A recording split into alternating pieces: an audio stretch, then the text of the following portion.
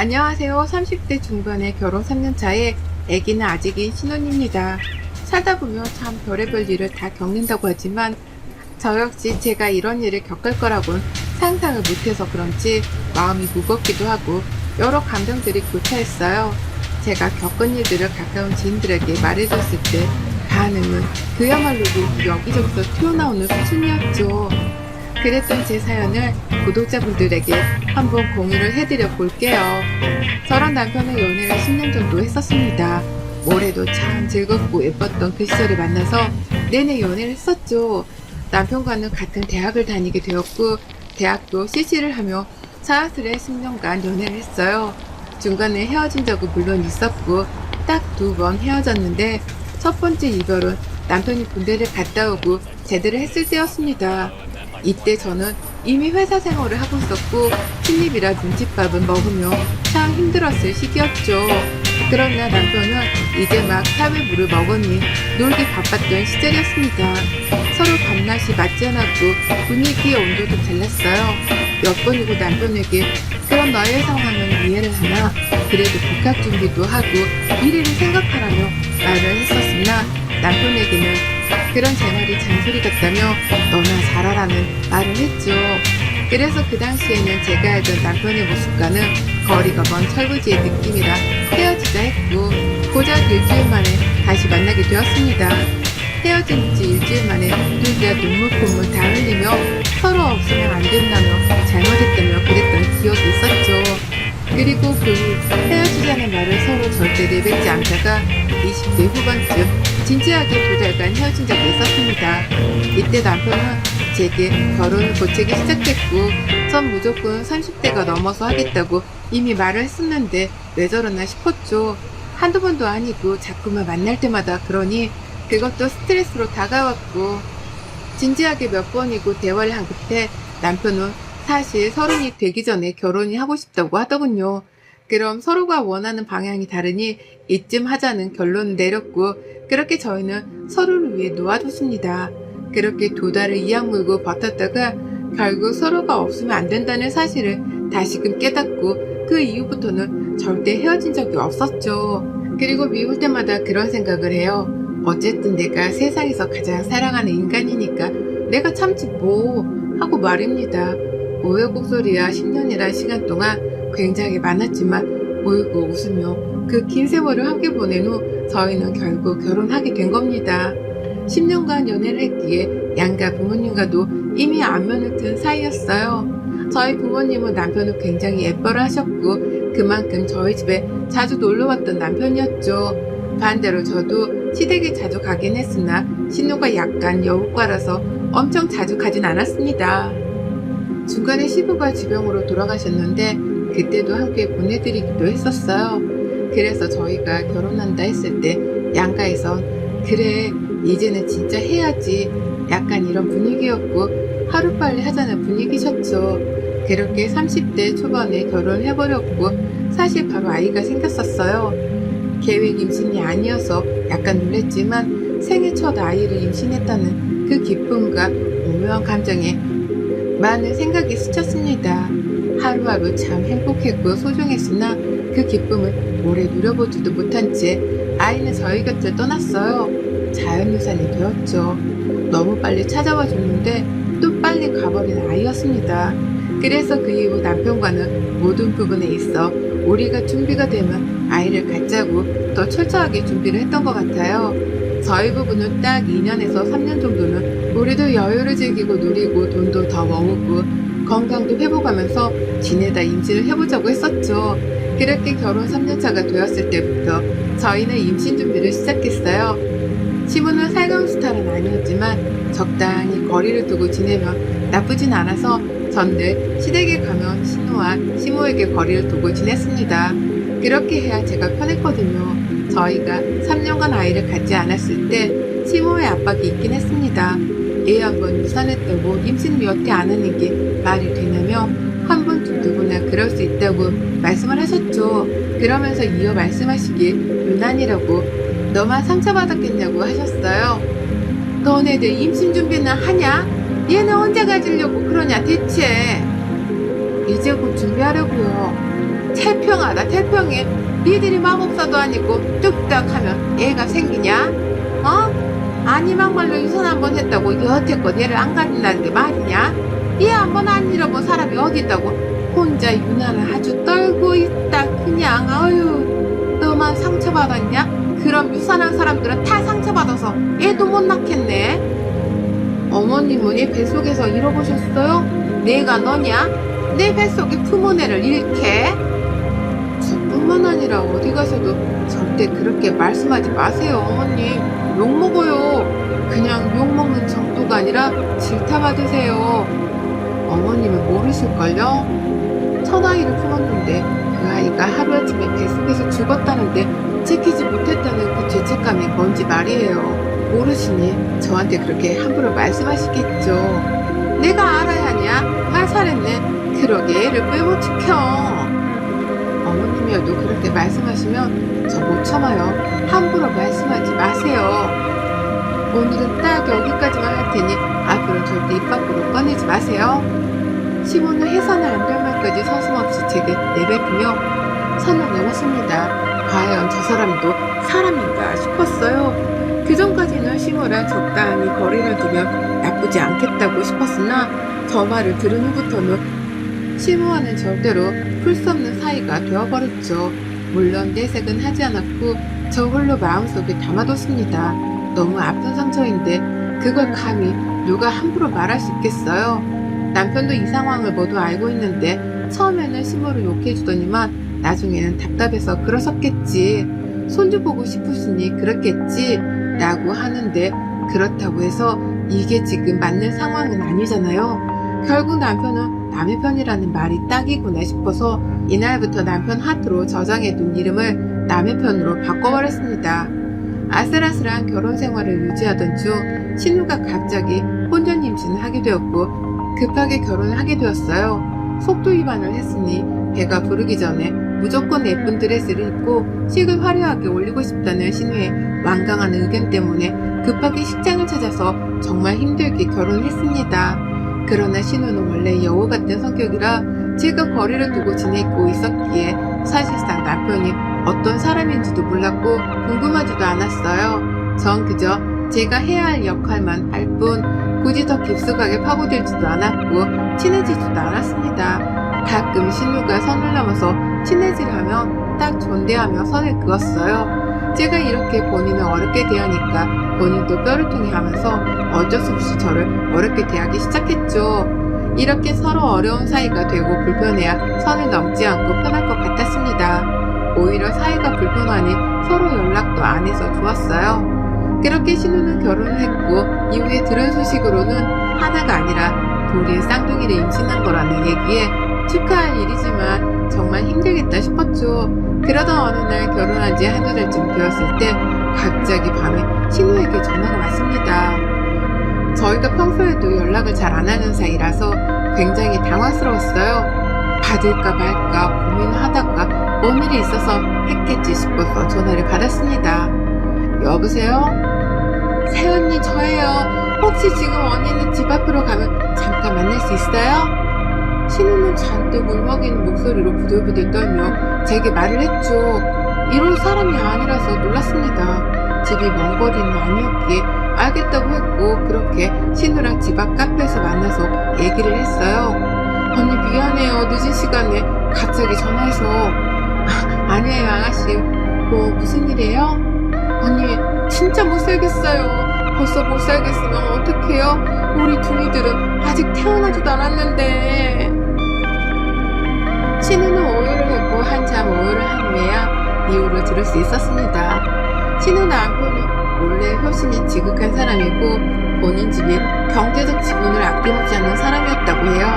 그런데 결혼을 하자마자 신우와 한마디 상의도 없이 허락 없이 대출까지 받아서 4천만 원을 본인 집에 해줬다는 겁니다. 이 사실을 안 신우가 분노해서 무슨 일인지 말을 해주고 상의를 하고 결정해야지 우리가 부부이고 애기들도 곧 태어나는데 빚이 생기면 어쩌냐고 막 뭐라고 했다는 거죠. 그랬더니 신우 남편이 그랬대요. 그렇게 열받고 분하면 너도 네 능력껏 대출받아서 너네 친정집에 4천만 원 해드리면 될 거 아니냐며 내 대출은 내가 갚을 거니까 걱정 말라고 그런 식으로 싸우자는 식의 말투를 일관한 거죠. 그러다 보니 서로 감정이 격해졌고 미친 듯이 싸우게 된 겁니다. 신우는 본인이 임신 중이고 결혼한 지 얼마 안 된 상황에 이런 일이 생기는 게 말도 안 된다며 너무 충격이라고 엉엉 울었죠. 거기다 신우 남편이 점점 본색이 나오는 것 같다면서 사람이 변해도 너무 변해서 다른 사람과 사는 기분이라고 했습니다. 보아하니 신우 편을 들어주고 싶지는 않았으나 신우 남편이 조금 욕먹을 만한 부분들이 분명하게 있긴 했죠. 그러나 신우 편을 들어주진 않았고 현명하게 잘 해결해볼 수 있도록 해봐라. 얘가 하나도 아니고 둘인데 막말로 이혼하고 그 어린애 둘을 혼자 어떻게 키울 거냐며 현실적인 얘기를 해줘버렸어요. 이 사건은 시작에 불과했죠. 이후부터 신우는 지옥 같은 나날을 보내야만 했죠. 나름 여우같이 공주처럼 살았던 신우는 돈에 쪼들리고 남편과 매일같이 싸우며 애들이 치여 사는 꼴이 되었습니다. 솔직히 이런저런 감정을 다 떠나서 그저 안쓰러웠어요. 제가 일을 봐주는 건 할 수 없었으니 그냥 편히 밥을 먹을 수 있도록 편한 냉동식품들이나 애기들 용품 같은 것들, 생필품 이런 것들을 선물로 많이 보내줬습니다. 또 신우가 발목, 손목, 허리 이런 곳들이 많이 아프고 힘들다고 해서 안마의자도 선물을 해줬어요. 저 입장에서는 혼인 사람으로서 최대한 도리를 했던 거죠. 늘 너무 힘들어 보이고 축 처져서 힘도 없어 보였던 신우는 어느 날부터인가 활기를 되찾았습니다. 그게 신기해서 괜히 궁금했어요. 원래 오지랖부리고 궁금하고 막 그런 성격이 아닌데도 불구하고 그냥 물어봤습니다.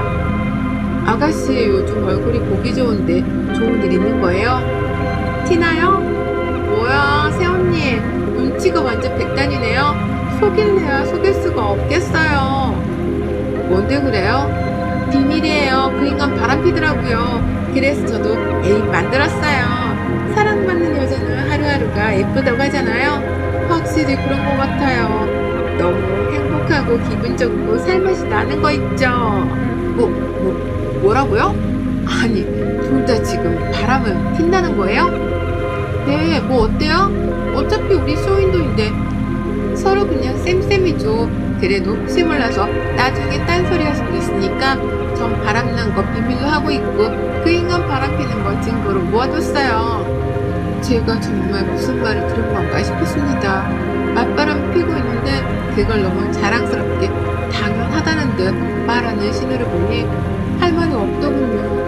이들은 결국 쇼윈도 부부로 지내며 밖에서는 세상 다정한 부부의 화목한 쌍둥이를 키우는 가족이었으나 집에서는 아예 공간까지 분리해서 사용할 정도로 철저하게 남보다도 못한 사이로 지냈습니다. 심지어 신우 남편의 애들에게도 관심이 없어서 신우가 그 집에서 함께 얘기를 봐줬었죠.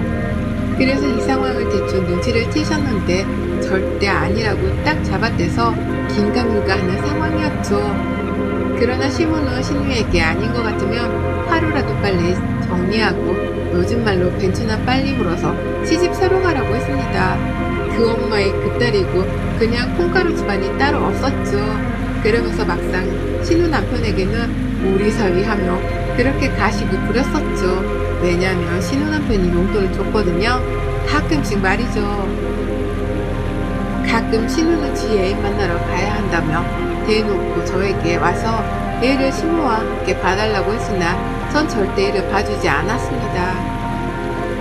애를 너무 예뻐하고 좋아했지만 한동안 봐주기 시작하며 습관처럼 맡길게 눈에 훤히 보여서 절대로 단 한 번도 봐주진 않았어요. 더 웃긴 건 시무가 다 같이 가족여행에 그렇게 가고 싶다며 노래를 불렀고 불안불안했는데 결국 제주도로 떠나게 되었습니다. 꿈만 같은 여름휴가를 시대 식구들과 보낼 생각을 하니 너무 싫었지만 어쩔 수 없었죠. 결국 저희 부부 시모, 신우네 부부와 35개월 쌍둥이들을 데리고 가게 되었습니다. 여름 휴가철 제주 여행이니 극성수기였고 가족 수도 많으니 부르는 게 값이었어요. 돈이 상상 이상으로 들었고 당연히 신우네랑 저희랑 반반 계산을 하는 게 맞다고 생각을 해서 저는 수고로워도 쑥스러운 계획 일정을 세우고 나서 신우에게 공유를 했습니다. 신우네 애기들을 보니까요. 그러면서 자연스레 금액도 말했죠. 일정은 그렇게 하는 게 애기들도 어머님도 무리가 없을 것 같은데 어때요? 괜찮아요? 네, 좋네요. 언니, 찾느라 고생하셨겠다. 그럼 그렇게 하는 걸로 하고 대충 다 계산했을 때 금액도 보냈어요. 우선은 그 정도로 생각해두고 한쪽에서 카드로 다 긁고 마지막에 다른 쪽에서 반절은 이체를 해주는 게 좋을 것 같은데 저희는 상관없으니까 아가씨네가 편한 걸 선택해줘요. 이체가 편한지 카드가 편한지. 네? 아니, 오빠네 언니가 있는데 이걸 똑같이 반을 내자고요? 밥이라도 더 사야 하는 게 맞지 않나? 저희 집은 쌍둥이까지 키우고 둘은 애도 없이 부부둘이 맞벌이하면 돈도 더 벌잖아요. 그걸 떠나서 이 여행은 어머님을 위한 가족여행이며 당연히 반반으로 계산해야죠. 한두 푼도 아니고 지금 성수기라 저희도 부담스러워요. 언니가 부담스러우면 전 더 부담스럽죠. 아가씨 여행 갈 때 공동경비는 당연히 반반 부담해야죠. 그리고 어른이 알아서 그 외 비용들은 저희가 낼 게 있음 내지 않겠어요? 근데 처음부터 못 내겠다는 식이면 여행 못 가죠. 신혼의 애초부터 돈 못 내겠다는 식으로 뻔뻔하게 나갔습니다. 논리가 좀 열받던 게 저희가 언니고 오빠이니 돈을 더 내야지 왜 동생인 본인들이 똑같이 내야 하는 논리였어요. 심지어 신용카드는 한도도 초과일 것 같고 계좌 이체는 현금도 없다면서 어쩌라는 거냐고 되려 따져 묻길래 그랬습니다. 그럼 무슨 생각으로 제주 여행을 가자고 했냐고 돈도 없으면서 왜 가자고 했냐고 저 역시 따졌고 결국 언성이 조금 높아졌죠. 그러자 신우는 쪼르르 시모에게 달려가 고자질을 했죠. 얘 상이한테 들었다. 아니 여행 한번 가는데 윗사람이 돈 좀 더 내는 게 어렵냐? 막말로 걔네들은 걔들 돈으로 제대로 먹지도 못하고 놀지도 못할 텐데 똑같이 내면 억울하지. 어머님 무슨 그런 논리가 다 있어요? 그럼 아예 각자 내는 게 편하겠네요. 너 돈으로 그러는 거 더럽고 치사한 거다. 아니? 어머님 그렇게 말씀하지 마세요. 애초에 너무 당연한 걸로 이렇게까지 하시는 어머님이라 아가씨가 이해가 안 가요. 저는 그럼 처음부터 그냥 저희 돈으로 여행 가고 싶다고 하실 수도 그러셨어요? 굉장히 당황스럽네요. 윗사람이라고 늘 만날 때마다 뭐 할 때마다 계산은 저희 보고 하라고 뒤로 다 빠지면서 여행까지도 그렇게 해야 해요? 결국 시모랑도 한바탕 했고 남의 편은 이 소식을 듣고는 오히려 제게 그냥 우리가 낸다고 하지 뭐하러 싸웠냐며 막 뭐라고 하는 겁니다. 그냥 우리가 낸다고 하지 뭘 또 엄마랑까지 싸우고 그러냐고? 첫 가족여행인데 그러고 싶디? 몇백이 드는데 그걸 감당할 능력이 있고? 있으면 그렇게 해봐 어디. 능력도 없으면서 큰 소리만 칠 줄 알지 나라고 뭐 시원하게 그냥 저희가 낼게요 이 말 안 하고 싶었겠니? 주제 파악이나 하고 말해. 순수같이 입만 살아서는 아유. 말 다 했어? 시끄러. 입이나 다물었어. 이리저리 니네 가족들한테 욕만 먹고. 안 그래도 열받아 죽겠으니까 보태지 말고. 남편과도 대판 싸우고 그냥 여행을 파토내고 싶었어요. 그러나 시모는 이 와중에도 제주 여행은 꼭 가야 한다고 신신당부를 했고 결국 신우가 전화가 왔죠. 사과를 하는 듯 했으나 사과 한마디는 제대로 하지 않은 채 말을 하는 게 참 웃겼습니다. 이체를 할 테니 그냥 가자고 그토록 원하시는데 그냥 그렇게 가자고 했죠. 그래서 알겠다고 했고 결국 제주로 떠났습니다. 그러나 제주에 가서 내내 신우는 저 그러라는 식으로 말끝마다 비싼 여행이니까 뽕 뽑아야 한다고 말을 했고 비싼 거니 남기지 말아라. 비싼 경치이니 보고 또 봐라. 비싼 여행이니 잠도 자지 말아라. 등등의 말을 하며 불편하게 했죠. 안 그래도 쌍둥이들과의 여행이 쉽지 않아서 힘겨웠는데 신우까지 절에서 처음으로 제주 여행에 불행했습니다. 심지어는 애들을 시모에게 맡겨두고 지 애인과 통화를 한다며 멀리까지 가서 전화나 붙들고 있는데 진짜 사람이 맞나 싶었어요. 더위에 지쳐 어른들도 힘든데 애기들은 울고불고 난리도 아니었고 그저 여행이 아닌 극기훈련을 다져온 수준이었습니다. 겨우 다녀온 제주 이후로는 절대 시댁과의 여행은 죽어도 가지 않겠다고 다짐했죠. 그 이후에도 밥을 먹거나 뭔가를 계산할 때 슬쩍 뒤로 싹 빠지며 저희 부부에게 계산을 하라는 신용을 보일 때마다 그냥 못 이기는 척 여태껏 계산을 했으나 이제는 그러지 않았어요. 또 저희가 해요? 라고 대놓고 물었고 멋쩍은 듯 저희가 할까요? 라고 하면 좀 해야죠 라고 받아쳐버렸죠. 본인들은 애도 키우고 저희는 애도 없는 맞벌이라고 돈도 많으니 더 쓰라는 식으로 말을 했는데 그게 무슨 논리예요?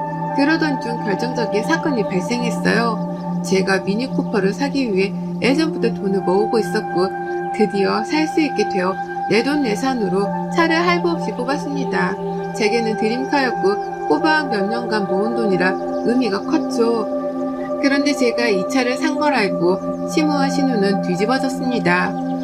시댁에 돈 쓰는 건 그렇게 아까워서 이런 돈 반으로 나누는 애가 그렇게 비싼 차를 할부도 없이 산 거냐면서 난리가 났죠.